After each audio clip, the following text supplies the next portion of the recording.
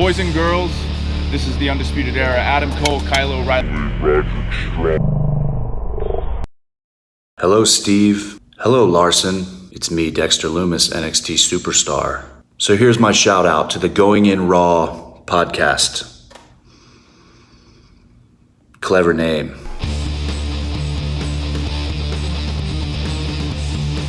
Hey, Friendo, Steve here. And Larson. Welcome back to Going In Raw, the only pro wrestling podcast you need to be listening to right here at youtube.com/Steve and Larson. Available wherever podcasts can be found, and of course taped live at the Twitch at twitch.tv/Steve and Larson. We're having a talk in the pre-show here, Ricky Scurvy. We're all talking about Sinbad and the lack of a movie where he played a genie. And we all just sort of decided, well, he just dressed like a genie, and he had the personality of a guy who'd grant your wishes. But Patrick Oliva's got it right. Sinbad was great in Necessary Roughness. Underrated football movie, Necessary Roughness. I got to watch that. We got to find out if it's on Amazon Prime Scott for free. Bakula's in it. I know. That's why I'm kind of surprised. I don't know if I ever saw it. I was like, when he was in that movie, I think it was around the time Quantum Leap started. Yeah, I believe and I was it was. like I became quickly a huge fan of Quantum Leap because it was time travel. I like anything time travel. Here, I'll see if it's on Amazon Prime Video. Speaking of 80s and 90s movies, Stand and Deliver is apparently the 80s movie from which NXT is taking inspiration for their latest Takeover. Takeover Stand and Deliver officially announced as a 2-day event, April 7th and 8th. Necessary Roughness is on Prime Video. Maybe I'll make that one of your punishment movies so we can enjoy one, and then you can watch General Commander, the Steven Seagal movie. Very well. So anyways, yeah, so there was two. I wouldn't. One of them is game changing because it introduces new titles. The other one is 2-day Takeover. Before we get too deep into Takeover, do you want to talk about this a little bit from WrestleVotes? I put on the top of the notes. This one, it's one sentence, but centered around the topic of Stand and Deliver, WrestleMania week now. Quick news brief here. Yeah, quick little bit of news here. This is from WrestleVotes. I tweeted this out today. Quote, hearing the WrestleMania card is not close to finalized, and most of it is back to square one. Whoa. Even for recent Vince standards, 29 days out is bad. I will almost guarantee that the plan to get that title on Lashley was originally going to be, number one, probably only happened like a month ago because of how quickly all that happened. Lashley got the title, but Vince is like, oh shit, I really like the title on Lashley, and we are 29 days away from WrestleMania. I don't want to take it off him now, but I've got Drew McIntyre. So they're going to add Sheamus to the match, and he'll eat the pin from Lashley and not make Drew look too bad, and then they'll just have Drew do something else. That's entirely possible. But if WrestleVotes is correct, they don't even know that's going to be the case. But that's just one match on a card that's going to span 2 days. Probably, I think last year there was 16 matches or something like that. 14. There was a lot. Yeah. Okay, so let's go down some obvious ones while we're talking about it. Why not? We're a podcast. Well, I mean, so Roman. We know one set. Edge. One set. That's set. And we know Sasha versus Bianca. That wouldn't surprise me if that was still in a state of flux because Bayley's either going to host, which is possible, or I still say you add her to that match. I think that's probably still a smart move. She's been doing literally nothing. Yeah, she hasn't been doing anything. Even if she was going to host, I'd say, man, you got to announce that or something. Mm-hmm. You got to figure that one out. I mean, dude, clearly we're going to get The Fiend versus Randy Orton in a Firefly Funhouse, probably Inferno match or something. There's going to be like an added thing to that, but it's going to involve Fire and Randy Orton's history. And Firefly Funhouse, yes. So those are solid. The Raw Women's Championship, I mean, that's got to be Charlotte. I'll put it this way. Asuka, you'd think so. The Raw Women's title is going to be Charlotte in some way, shape, or form. I don't know how long. So is Asuka actually out because of the tooth? Was that a concussion? She's out. I think so. For now. Okay, so that's up in the air. But you got to think that's going to include Charlotte, Asuka, Rhea Ripley in some way, shape, or form. Yeah, they might do they really should do a gauntlet match. That's what they should do. But since it's Mania, they won't because that takes up a lot of time. Yeah, sure. Yeah. The way everybody, there's so many women on Raw are vying for, that WrestleMania spot. I mean, the alternative is just to have like a six-pack challenge or something like that. Yeah, but I mean, dude, look, I know Mandy Rose wants in, and her tag, and Dana Brooke wants in, but dude, you've got 3 names that make all the sense in the world because they all have history. Asuka, Rhea Ripley, Charlotte. Just toss them in the match. You know what? Triple threats for everybody. Why not? And I know that's not going to happen, but those are your options. Right night there. by night says just make it a 6-woman ladder match. That'd be good cool. too. Yeah, that'd be good cool. too. That'd be good. I like that. That's good. Nobody looks bad. They win. But like for the tag titles, who knows? I mean, they're kind of going back to New Day versus Hurt Business. They have a title match on Raw next week. Were both sets of tag titles defended? I mean, the tag titles are such an afterthought these days. Yeah.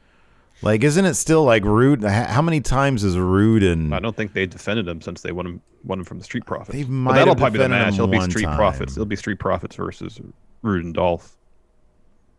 Like probably. Let's see here. Okay, Jorge D says Shane versus Braun. That seems a certainty at this point.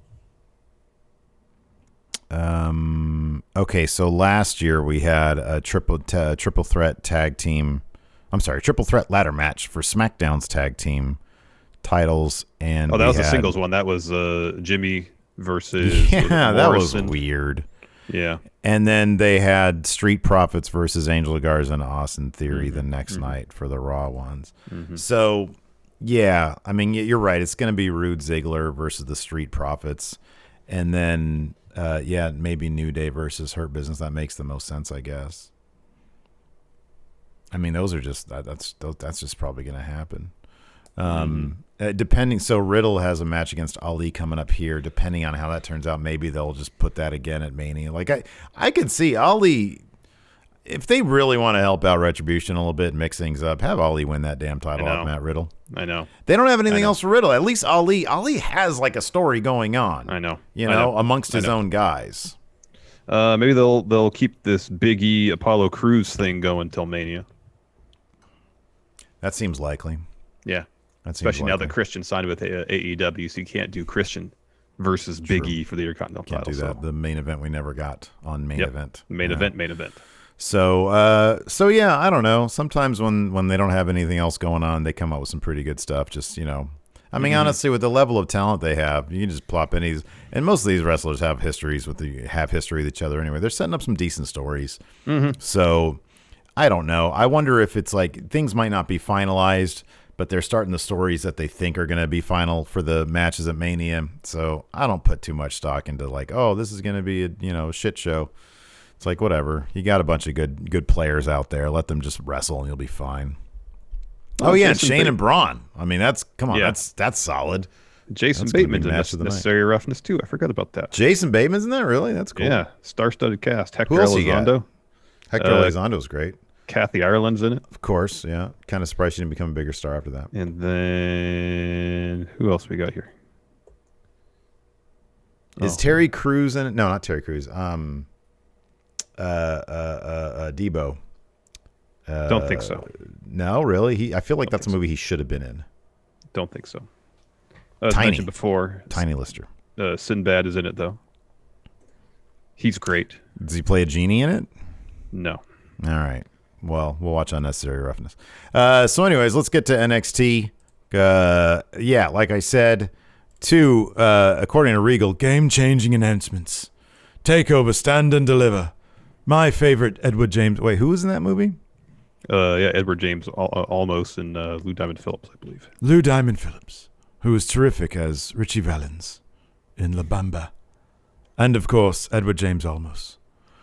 So that's going to be 2 nights, April 7th and 8th. That's good stuff. Seems like we're going to get, I would imagine, Kyle O'Reilly versus Adam Cole. Oh, yes. And then, whatchamacallit? We're getting Finn Balor versus Karrion Kross, it would seem. Karrion Kross. They keep on teasing also a Worlds Collide. Do you think that they're just going to bring Walter over to do Walter versus Ciampa because Ciampa wants a piece of Walter? That could be, because it seems like Jordan Devlin, well, definitely he's coming over. Yeah, so instead of like a Worlds Collide, they're probably just going to have some Worlds Collide-ish matches at Stand and Takeover. Deliver. I think so, yeah. Holy crap. Ciampa versus Walter, Devlin versus Santos Escobar. That's a stacked lineup right there. Then you got Io Shirai probably versus Raquel Gonzales. Yep. Which brings us to announcement number 2. He has the entire women's division, like the most stacked division probably in all of wrestling. Not women's or men's, just straight up whatever division. Stacked. Stacked. Dakota Kai and Raquel Gonzales, please step forward. So they come in. He says, I'm sick and tired of waiting. And for what you went through in the Dusty Classic, now you are the new NXT Women's Champions. And they're like, wow, there's 2 more women's champions? There's like 3 women's champions all of a sudden? And so, and then he reiterates, he's like, oh, congratulations, you definitely deserve being the women's tag team champions in NXT. Yes. Clarify. And there's 2 belts. They look the same. You kind of put together that he meant. We all kind of know what he meant. Yeah. So, but he realized it, and then he reiterated, here you go, here are your championships now. And then, of course, that didn't last very long because Shotzi, Blackheart, and Ember Moon show up. Yeah. And they're like, whoa, hold on a second there. No, Dakota Kai first gets on the mic, and she's like, this really is the most talented division in the world. And we beat all of you. Yeah. And she notices Mercedes Martinez, I believe, shaking her head. And she said, don't shake your head at me. We beat you too. We dominated so much that they had to create these titles for us. And Raquel said, this is just the first step of us taking over the whole world, the whole planet Earth. She says, we're going to have these for a long time. Oh, why would you say that? That's a tell, because that's when Shotzi and Ember walk out. And Ember says, hey, you're the champs. You're going to need challengers. It says, we met in the finals of Dusty Cup. That match could have gone either way, so let's have a match tonight. It would have been great if Zach Gibson came down. Look at you! Absolute unit! Dude, soon to be recognized as the women's tag team champion. So yeah, they challenge him, and Regal's like, oh, yes, so cool. Yeah, we'll make history tonight. Yes, we'll do this again. And then Io Shirai makes her way down the ring for her NXT Women's title bout against Toni Storm. This is a fun match. Early on, Io's working over Toni's back and kind of midsection. She in control for a bit. Toni turns tables. When she misses an elbow drop, Io starts to come back at a 619 missile drop kick. Gets a 2. Toni hits Io with a superplex. Follows with a sliding clothesline, German suplex, gets a 2. This next bit was great. So Toni goes for a clothesline. Io does the Matrix thing. And then while she's kind of, arched over backwards, Toni drops an elbow on her. Thought that was great. It's another sliding clothesline. Sends Io out to the apron. She's looking for Storm Zero there. Instead, Io backdrops her. Hits the moonsault to the floor. She goes up top. Toni takes her off the top rope, power bombs her. That gets a 2 count. Goes for Storm Zero. Io escapes that. Palm strike. Locks in the crossface. Toni gets to the ropes. Io hits corner knees. Goes for the moonsault. Misses. That allows Toni to hit a Storm Zero. Io kicks out. Storm goes up to the top. Goes for the diving headbutt. Misses. Io locks on the crossface. Toni has to tap out. Jorge D has a really good point here in our live Twitch chat. He says we could potentially have Steve doing Zach Gibson, LA Knight, and Walter all in a single show. It sounds exhausting for you. Oh, it's exciting. It's like the rat in Ratatouille. I just got the perfect recipe, perfect ingredients. Yeah. For the perfect show right there. Anyways, but I'm not gonna be doing NXT next week because the intern's gonna be doing it instead with you. Because I'm going to be watching the Snyder Cut at midnight Pacific, 3 a.m. Eastern, assuming that's when it actually drops. And I'll be doing it live on the twitch.tv/Stephen Larson. So be sure to join me for that. If you find out it starts at 9, let me know. Okay, I'll keep an eye on them. If it starts at 9, I'll be starting at 9, and I'll let you know in advance. But yeah. Anyways. After that, we had a Finn Balor promo. It's like, hey, me and Adam Cole are the 2 biggest names in NXT history. Cole was talking tough last week when he had a bunch of refs holding him back. Well, remember, you're a one-man act now. There's no one to hold you back, and there's no one to back you up. Tonight, it's the 2 of them face-to-face for the NXT title. He says, I beat you, Adam Cole, for this title, and I'll beat you to keep it. Now, Steve, you can do your LA Knight. Yeah. Well, let me talk to you, Larson. Last week, everybody thought it'd be my in-ring debut. Oh, they're wrong. If anyone can step up, find the tingle in their loins, they're going to find out what LA Knight is like, and that's a fact of life, dummy. Yeah. Bronson Reed attacks as soon as he's wrapping up his interview. He grabs him by the throat. It's great. He starts doing the spree well. Oh. It's like one hand out there, grabs by the throat. It was awesome. Right. Like a Darth Vader stuff, but like physically. Yeah. And he was like, oh, mate, I'm going to get you. And then he's like, oh, no, don't put your hands on me, dummy.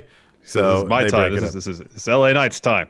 I'll be honest with you. Like this episode of NXT was fine. It was good. It's all right. Like the main event, 4-star affair. You know, I thought it was a great match, right? It's kind of the highlight of the thing. I'm not huge on, I mean, now we're getting to the nutshell after we've already done a couple segments. I'm not huge on the tag title thing, to be honest. No, I like the women's tag title. I'm not huge on Raquel and Dakota dropping it like immediately. I get it feels like they've been slow burning this Raquel vying for the women's title story for a long time and then suddenly fast tracking it. You know?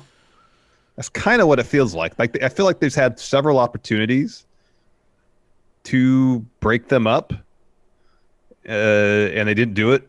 And then now they're, we're less than a month away, or about a month away from, no, less than a month away from Takeover. And now they feel like, oh, we gotta speed this thing along.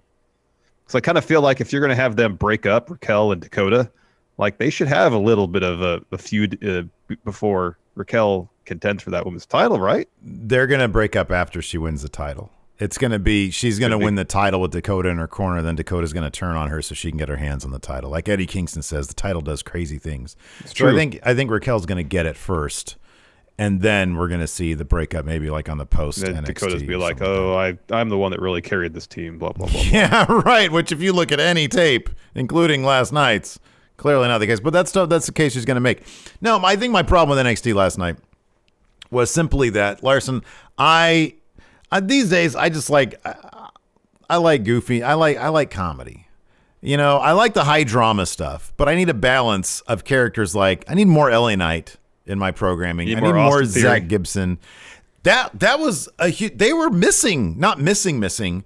They had like one segment where they basically just sort of recapped what happened backstage, and then the way were gone.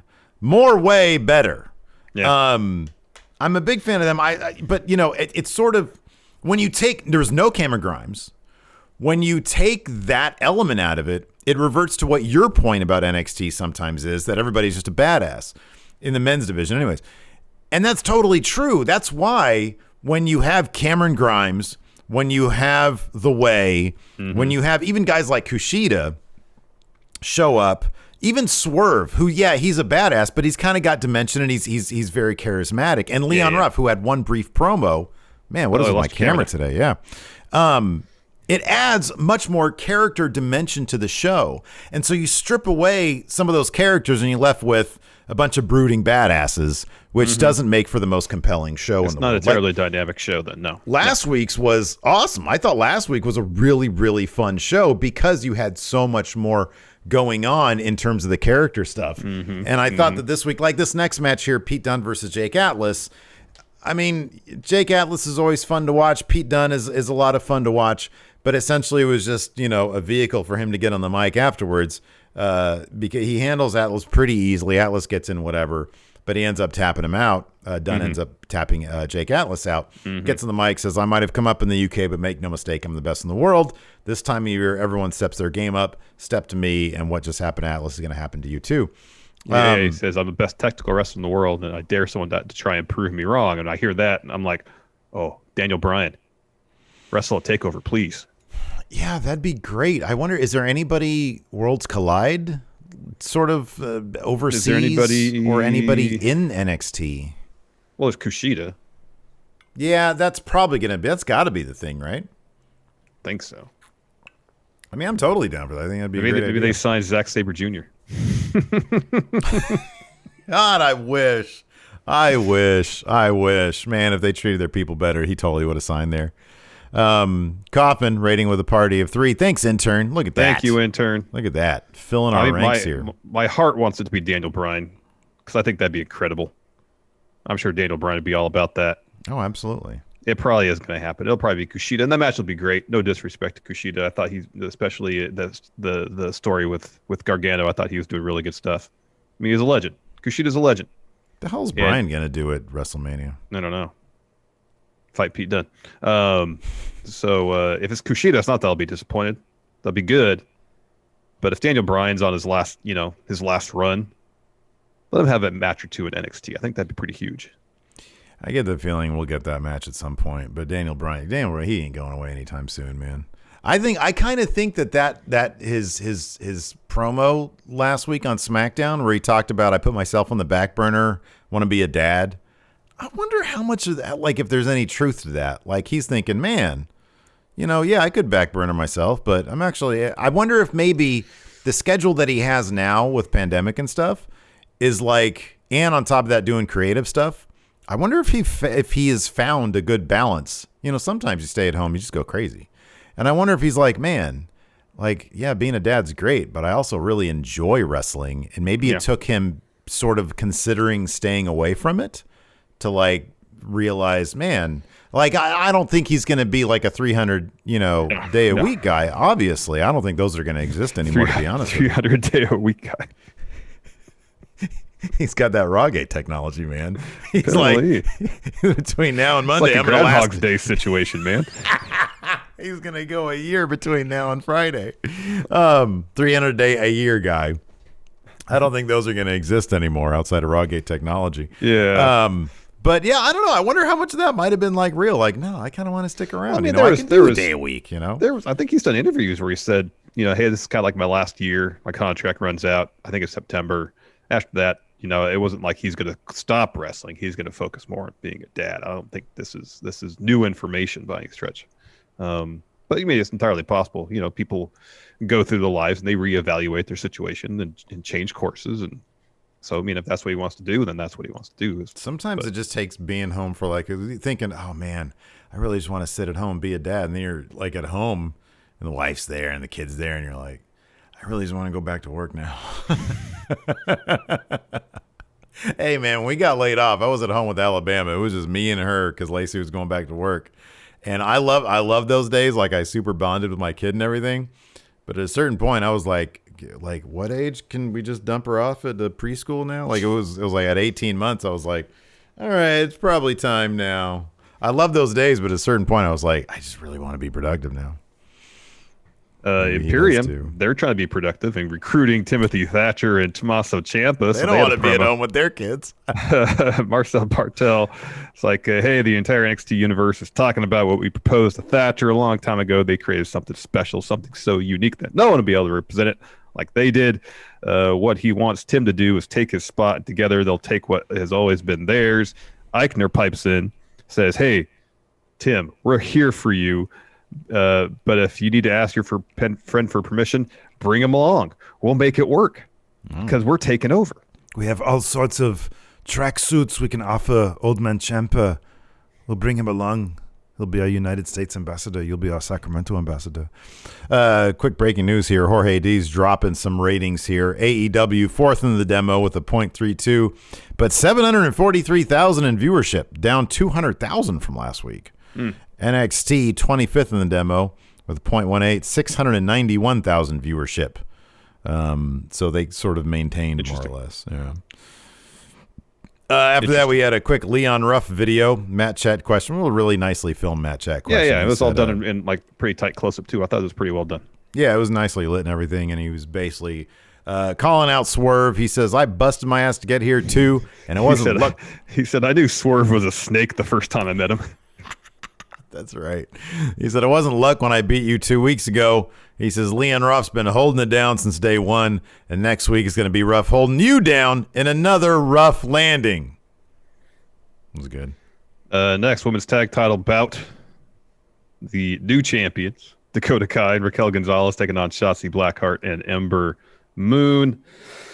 This I feel like this was one of the matches, especially early on, where Dakota Kai wasn't giving up the advantage every time she got tagged in. She was like kind of holding her own. Yeah. But then towards the latter half of it, Dakota and Raquel like forgot how to be a tag team. Their tag chemistry, it was kind of bumbling towards the end. It's never really been great. They always kind of wrestled as a tag team, as two singles wrestlers wrestling as a tag team. Yeah. That's always kind of been their thing. Yeah. And then when they tried to work together, it wasn't good. Doesn't really work all that well. It wasn't good. It wasn't good. Yeah. So Ember, towards the end, Ember gets the tag in from Shotzi, but helps Shotzi hit like a cannonball against the ropes. Then she follows with this slingshot splash, I believe, on Dakota Kai. Gets her a 2. Shotzi and Ember, meanwhile, when they're on the advantage, they're just tagging in back and forth. Yeah, it's great. Yeah. Quick tags. Yeah. So Shotzi's back in. Her and Ember Moon hit Dakota with a double spine buster. Raquel is in. She breaks that pin with a sleeper on Shotzi. Shotzi breaks that up with a jawbreaker, and then Ember tries for an eclipse. Raquel catches her, tries to powerbomb her. Ember blocks it, still over by the ropes, and like Shotzi and Dakota Kai are kind of sparring a little bit, and Shotzi kind of ends up sending Dakota Kai in that direction. Dakota Kai runs into Raquel, knocks her and Moon over the top rope. Shotzi rolls up Dakota to get the win. We have new tag champs already. Yeah. Yeah. I don't know how I feel about that. I mean, I don't know. I give them the sort of benefit of the doubt. Like, it's funny because then you see they did, well, I guess they had time right after they got the titles to go do their photo shoot. Because there's like photos of them with the tag titles, like studio photos. Mm-hmm. And then I guess they went out and but it's just kind of weird if they like had that match and everything. And then like, I don't know when they do their photo shoots. I imagine they probably come back through the thing. There's like a photo shoot area. Yeah, hey, take your photos here. I would think so. Maybe they do it before the show. Yeah, that could be too. That could be too. After that, we had an Adam Cole promo. He basically just recaps how he got to this point, and then he punctuates it by saying, "Finn, if you think my first reign was special, you ain't seen nothing yet." He's like, "Man, I really have to figure out a new phrase for that's not just a fact. It's undisputed." Because like although he's still wearing Undisputed Era gear, so. Yeah, I feel like that's going to change after tonight, though. You're probably right. So next, Shotzi and Ember are making their way backstage. They're getting an ovation from the entire women's division, except for Candice and Indy Hartwell. They're standing around. Indy kind of starts booing. Mm-hmm. They walk off. They walk up to Johnny Gargano. John. Mm-hmm. He's asking, "Hey, do you know where Austin Theory is?" Austin walks in. It's like, "Hey, Johnny, did you pay off the therapist last week?" I like that because it indicates that Austin might have actually been watching the NXT TV show. Yes. And so, but immediately Gargano's like, "Yeah, therapists cost money." And that sort of just threw Austin for a loop mentally. Yeah. So he's like, "Oh." And he's like, "Look, now you know how Dexter really feels about you." Austin starts to cry and he's like, "Are you crying?" He's like, "No, I'm mad." Gargano sort of reiterates what the therapist said about his abdominal region, etc. Yeah. And Austin rips his shirt off and says, "He crossed the line, John." Yeah, he's like sort of a dullard Hulk guy. He's like, "Oh, he crossed the line." Great. I love that. Awesome. He ripped his shirt off. He crossed the line, then he runs off. Next, Kayden Carter versus Xia Li. Kayden Carter goes right after Xia Li at the bell. However, shortly after that, Xia catches a kick, hits a back elbow. Eventually, she starts working over Kayden Carter's leg.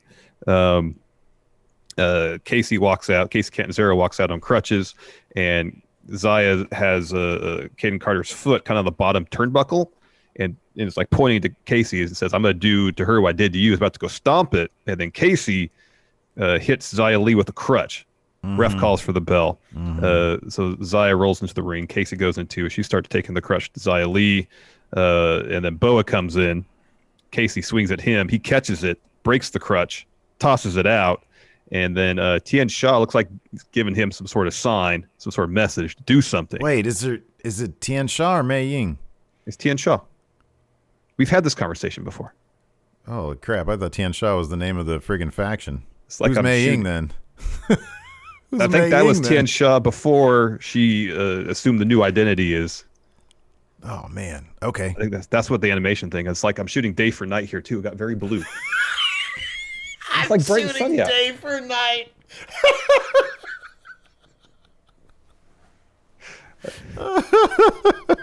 Pop Steve with a filmmaking reference. Good. It was because it was so legit and in frustration. It's like I'm shooting day for night here. Tian Sha. Okay, Tessie says Tian Sha was. I swear the conversation. I'm not gonna say because you know what? Dude, now you're like super. Yeah, dude. The sun is this climate change, dude. I think you have your thing on auto balance. Because no, it's not what it is. It's like the sun is going in but there's no clouds in the sky. I don't know. It's because it's like it was cloudy earlier, and the sun, when the clouds go in front of the sun, it changes the color temperature of the light coming through the window. My memory, I've determined, I've learned not to rely on my memory. I swear to God, you said that because in your notes you called her Mei Ying, and that the factions was Tian Sha because Tian Sha was the legend of the thing. And so they named themselves after the legend of the thing. Well, here tonight, they were talking about Tian Sha, because when Boa catches the crutch. I did notice that, but I was like, are they referring to her as the faction or her as her? They referred to her as Tian Sha. Okay. That's what commentary did. I'm just going by what commentary's giving me, man. Yeah, I don't know, man. So anyways, Kayden hits Boa in the back with a piece of crutch, and then that was that. Okay, because I was waiting for them to say, oh, Mei Ying did the crush thing. And then they were like, Tian Sha looks frustrated. I'm like, all of them? Just one? Like, they really threw us for a bit of a loop, to be honest with you. Because when they introduced, in their origin story, it said Tian Sha. I was like, okay, that's her name. And then, you're right. They were talking about Mei Ying. And I was like. Well, I think Mei Ying before the transformation, as illustrated in that little animated thing. It was Mei Ying, there was a transformation, and then Tian Sha. That was my understanding. All right. That's my understanding. How about this? Regardless of what they say, can we agree on what the hell to call her? Well, commentary was saying Tian Sha, so let's say Tian Sha until otherwise. Until it's clear that the faction as a whole. Okay. All right. I'm just going by what Vic Joseph is telling me. Okay. Fair enough. Sometimes he gets weird things wrong, though. Sometimes he gets move names wrong. I'm like, if I know that, why doesn't he know that? Anyways, after the action, man. Yeah. So I'm sorry. Did you completed the thing here? Yeah. Okay. Yeah. After that, we had Jordan Devlin's Matt Chat question. Let's see what Jordan Devlin has to say. He said he loves this time of year, Mania season, but he doesn't love the Irish weather. He needs a change of scenery. He wants humidity, Larson. He says, wouldn't it be a shame if the biggest takeover ever lacked the real cruiserweight champion? Lucky for NXT, his travel exemption was lifted. He's coming to NXT next week. We'll find out once and for all who the real cruiserweight champion is. Yep. I'm coming at 205 Live. I'm going to show him how it's done. We get a Zoe Stark video package after that. Excuse me. Night by Night says, I thought Larson said Thick Joseph for a second. What's up, Thick Joseph? My favorite commentator. Oh, I'll have to remember that if we ever do We Book Raw again. So we get a Zoe Stark video package. Just kind of fleshing out her journey to NXT. Yeah, it was good. It was good. And then we get Santos Escobar arguing with Regal. Regal's whispering for some reason. Why was he mumbling through this whole thing? Why were they just talking through each other? Santos was, he was like, what is this all about? I'm the real cruiserweight champion. Why is this guy? And he's like, okay, I understand what you're saying, but you need to keep your voice down, son, because you are the real, but I'm going to do. He just kept on, they both kept on talking over each other. I know. And then Raul Mendoza and Joaquin Wilde step in, say, hey, our music's playing. Our match's about to start. Santos like, let's go away, take care of business. I'm going to deal with Regal. And so they do. They go. They have a match against Grizzled Young Veterans. Oh, how does it feel, lads, to be internationally recognized as Santos's puppets? Is this how you wanted your life to go? While you're taking bullets for your boss, giving him massages, running his errands, we've been making an impact in this division. Drake says, what we do to MSK is nothing compared to what you're in for tonight. Gibson says, we are grizzled young veterans, soon to be recognized as NXT's number one. Yeah. Didn't quite go that way, though, because mid-match, Breezango as astronauts maybe make their entrance, but no, it turns out to be MSK as astronauts. Yes. Joaquin Wilde uses the distraction to roll up Drake for the win. Grizzled young veterans attack MSK, but they use their helmets to take out Grizzled young veterans, and in fact, Wesley uses his to basically what looks like break Gibson's hand against the steps using the helmet. Yeah, Gibson sold that like $1 million. That was great. Legado del Fantasma stands in the ring amused, but not for long because Breezango attacks from behind. And then after the bad guys are dispatched of, they all do a little bit of a dance in the ring. Get a dance party. We get a quick Dakota and Raquel interview. They're all upset in the locker room. Mackenzie Mitchell asked Dakota Kai a question. Kai tells her to stop asking stupid questions. Raquel says it matter for your champs for 5 minutes, 5 hours, 5 days, 5 weeks, 5 years. They are in the history books as the first NXT Women's Tag Team Champions. Io then walks in, steps up to Raquel and says, "I want you next." And then Raquel says, "Well, all right, well, be careful what you wish for." The framing on this was nice because the interview started out with Raquel sitting down and Io comes in. Raquel stands up and you see just how darn tall she is.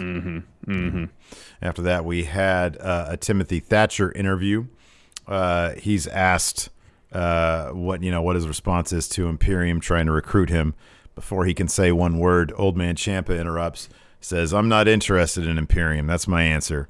But I am interested in the general across the pond holding tight to his UK title." When he first said the general, I was like, has he been watching the TV, seeing the commercials for the general? He needs some auto insurance? I need some good, cheap auto insurance from the general. The general across the pond holding tight to his NXT UK title while his buddies do his work for him. He says, "You know what they say, if you're not with them, you're against them. So how about this Thatcher and Old Man Ciampa versus Imperium next week? That sounds good to me." And he just walks away. Thatcher doesn't say word one. Yeah, he's kind of dictating terms to Thatch. I don't know how Thatcher's going to like that too much. I don't like being told. I'd be like, whoa, hold on a second, dude. Number one, this is my interview, and you just interrupted it. I don't like that. Yeah. Number two, I don't like you telling me what to do, even if I agree with what you're saying. Now I don't want to do any of it. Yep, exactly. So next week, that match is happening. Imperium versus Thatch and Ciampa. Also, Loomis versus Austin Theory. Swerve versus Leon Ruff. And LA Knight. His in-ring debut. Dummy. And then we get our main event. Adam Cole, Bebe. Holy crap. Versus Finn Balor. It's a good match. This is a terrific match. I mean, the thing is, I don't know. You kind of, when you say Adam Cole versus Finn Balor for the title, right? If it's a takeover, it's like one thing. But given this is NXT TV, and you kind of know where things are going, this is gonna sound like such a bummer thing. I can totally appreciate really good wrestling. Yeah, totally. But it's a match I've seen before. That was stellar. And you know how it's gonna end. Yeah, and that kind of sucks the drama out of it. You know. Yeah. It does. So, I mean, it was cool that we got a last shot for 2. It's cool we got a Panama Sunrise for 2. Yeah, everybody hit their stuff. Yeah. It's good storytelling. But then body parts were worked, limbs were worked over. Yeah, all that. And then, at the end, somehow Kyle O'Reilly, I was not expecting metalhead Kyle O'Reilly. He had his metal vest, his Metallica shirt. Didn't have a bunch of cool patches on it like mine. It's work in progress, perhaps, you know? Maybe he should get this WWF patch. It came from Singapore. He should get a bunch of NXT patches.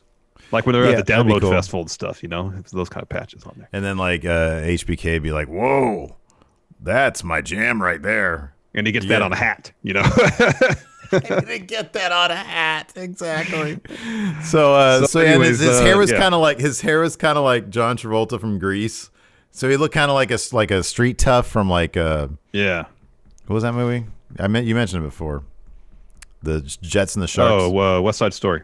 It was sort of a cross between West Side Story and Grease.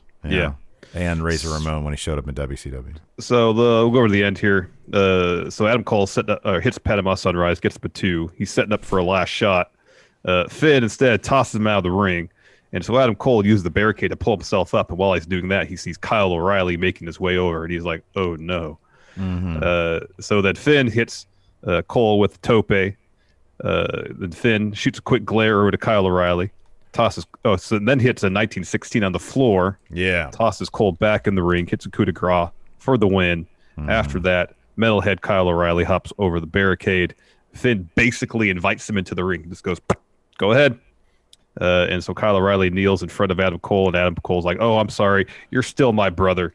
He tries to low blow him then. Kyle O'Reilly catches it, takes off Adam Cole's Undisputed Era armband, throws it at him, starts pummeling him with punches. Of course, we do this whole thing where the refs separate him.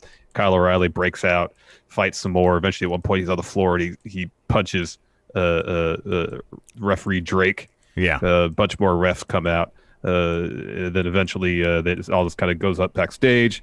Go back in the ring. Finn's standing up, and he senses a presence behind him. And you just this was really well. This was really cool done. Yeah. He says, "What took you so long?" And the camera kind of pans around and back, and there's Karrion Kross. And friggin' thick TikTok. Karrion Kross. Yeah, dude is huge. I mean, especially compared to Finn, who's basically a cruiserweight. Friggin' Kross is huge. Yeah, that was a really great moment. I love that his spidey sense was going off. What took you so long? So a lot of people here in chat are mentioning, what do you think the deal with Kyle O'Reilly's elbow was? I didn't notice it during the show, but everybody else in chat did because I was like getting the stream ready. Yeah. But yeah, there's a picture of his just on WWE.com. If you go to WWE.com, his elbow. Good Lord, yeah, that's gnarly. There's something going on there. Look like Val Kilmer's in. Oh, right. Yeah. That could be it. In Heat. You ever see that? Yeah. No, not the movie, but Val Kilmer's elbow in it. Yeah, I've seen Heat. Have you seen Val Kilmer's elbow in it? Yes, I've seen Heat, Steve. Well, that's what I was asking. Yes, I've seen Heat several times. I'm well aware of Val Kilmer's elbow. Listen, when I saw Heat, I hadn't noticed his elbow. That's why I'm specifying. Did you notice the elbow? Yeah, when the first time I saw it in the movie theaters, I noticed, like, why is this? He's got that it's like fluid that collects in there. Look at I see it. I saw him. I think it's huge. It's like he's growing another Kyle O'Reilly in there. It's like that time Adam Cole had that other Adam Cole on his head. Mm-hmm. Then he got it taken off. Yep. Yeah. Yeah, look at what. You growing another Kyle O'Reilly on that thing? What's going on there? Anyways, let's answer some questions. I have a thread right here on the Patreon at patreon.com/Steve and Larson. So I'm going to answer some questions there. Sure. I got one here from Organ Grinder. How is Theory Loomis going to play out? I don't think Theory is going to tremble in fear like Loomis's past opponents. They need to get Theory like an actual win over Dexter Loomis. I don't know if they're going to do it, but if they do, it'll probably be with Gargano helping him out.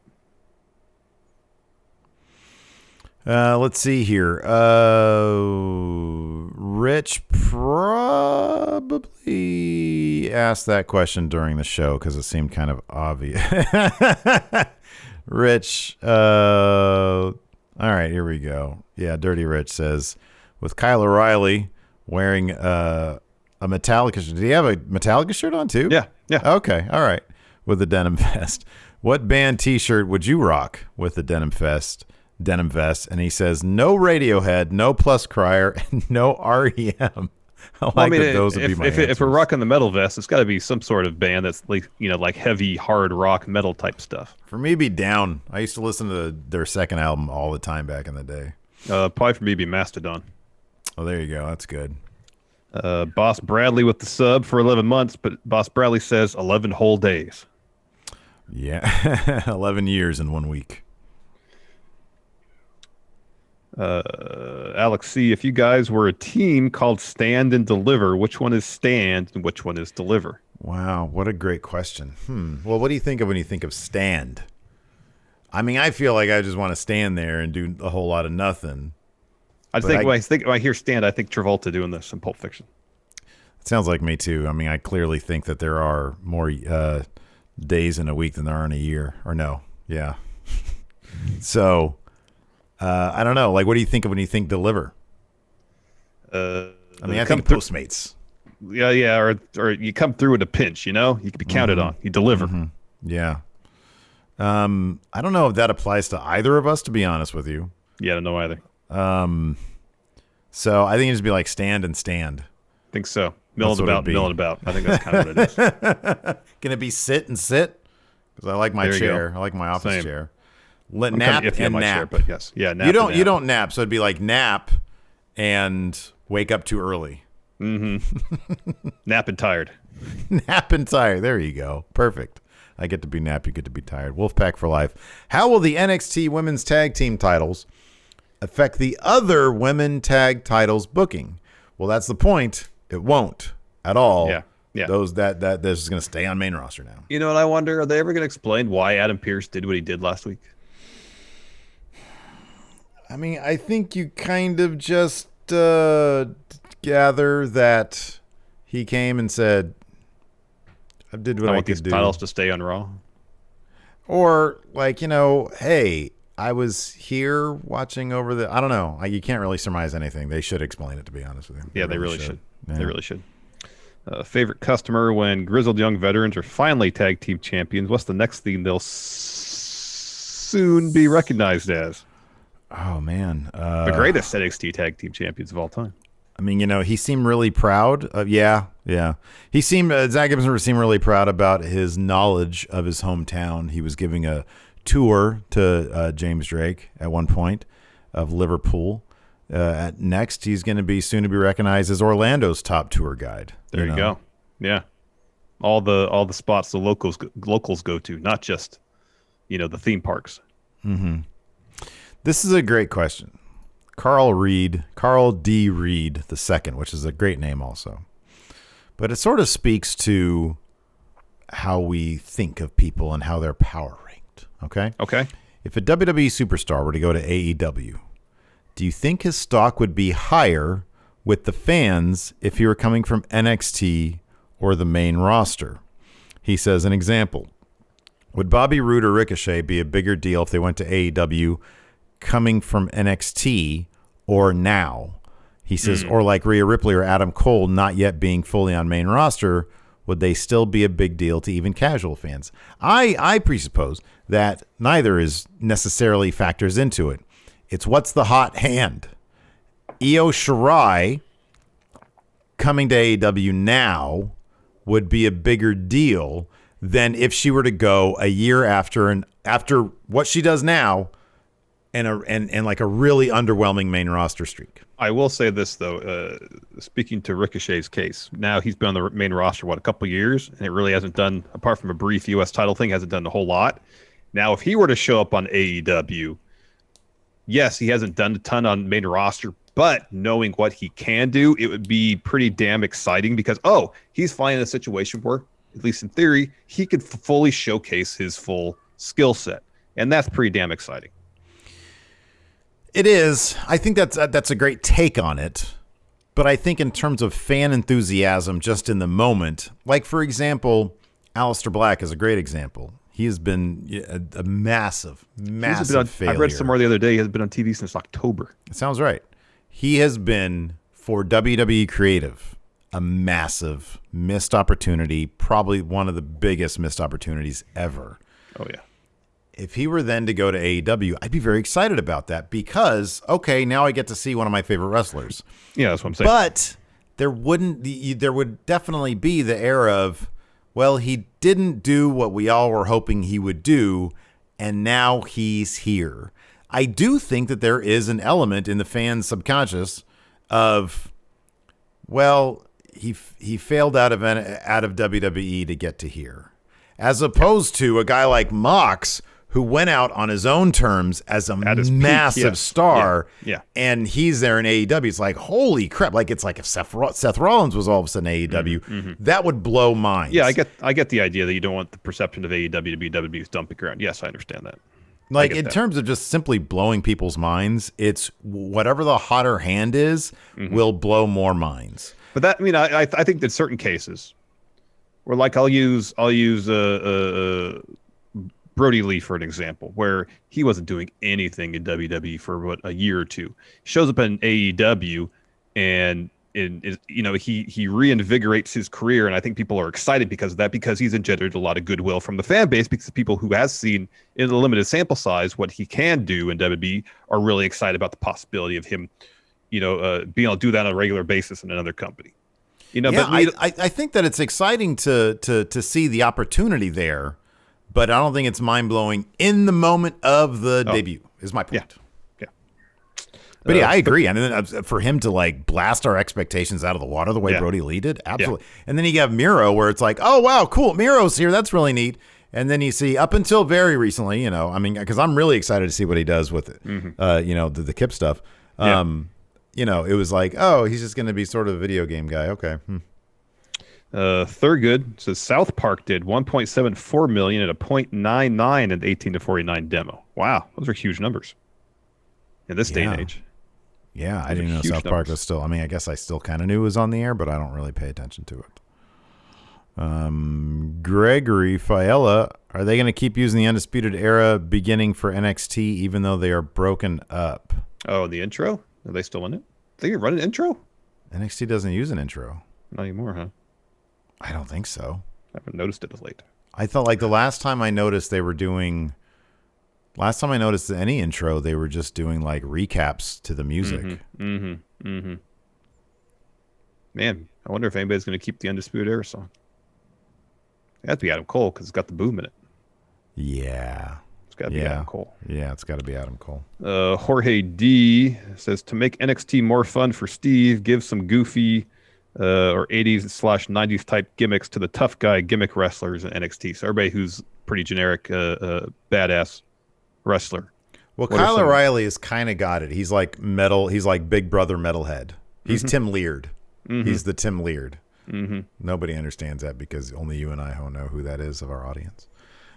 He was like my best friend's older brother who was a metalhead. I could see Roderick Strong as kind of like the high school bully type who goes and gives other kids wedgies. Oh, that's good. Yeah, that's good. That's really good. That would be perfect for him. What about Thatcher? Thatcher's a badass. You know who Thatcher would be? The what's the Breakfast Club's principal? Oh yeah, he'd be the principal that everybody's like scared of, and they're trying to escape from. What about Karrion Kross?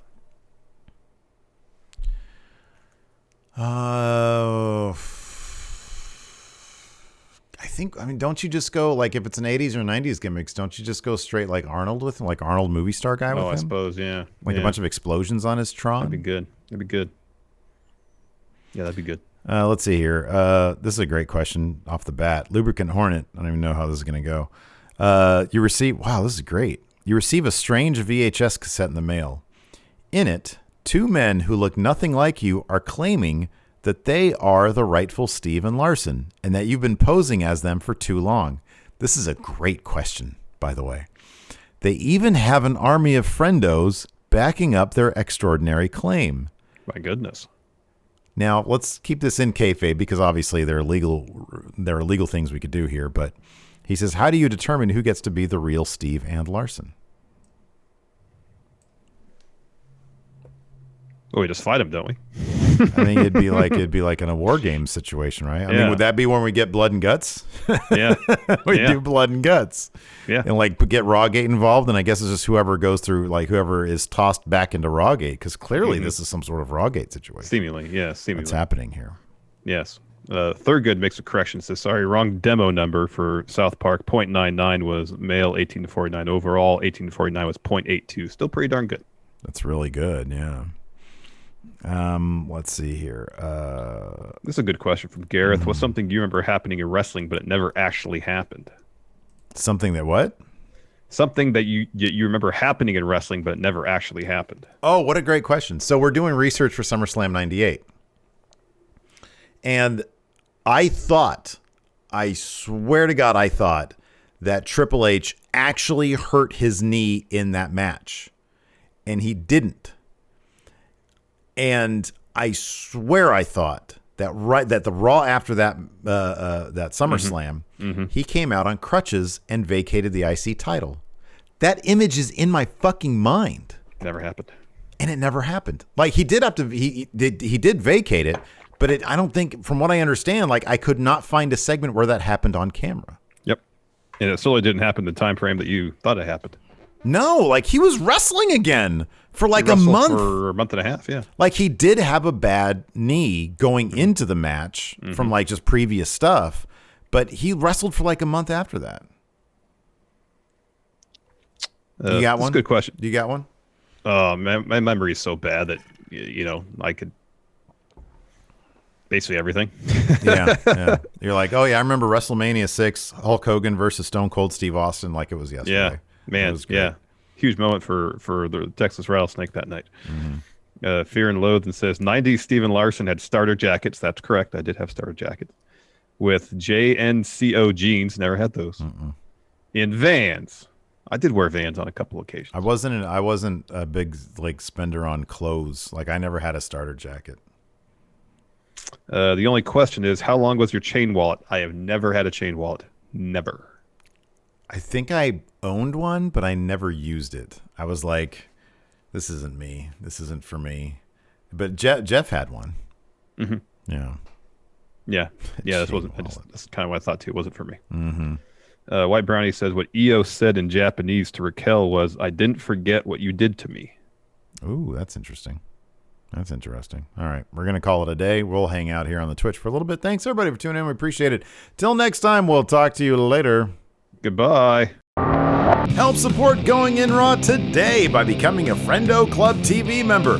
You'll get access to new bonus episodes every week, including Friendo Club Arcade, Live Power Rank, Vintage 10 for the Wins, and Ask Steven Larson. Get access to Friendo Club TV today by becoming a $5 and up patron at patreon.com/Steven Larson, by throwing us a sub at twitch.tv/Steven Larson, or by clicking join at youtube.com/Steven Larson.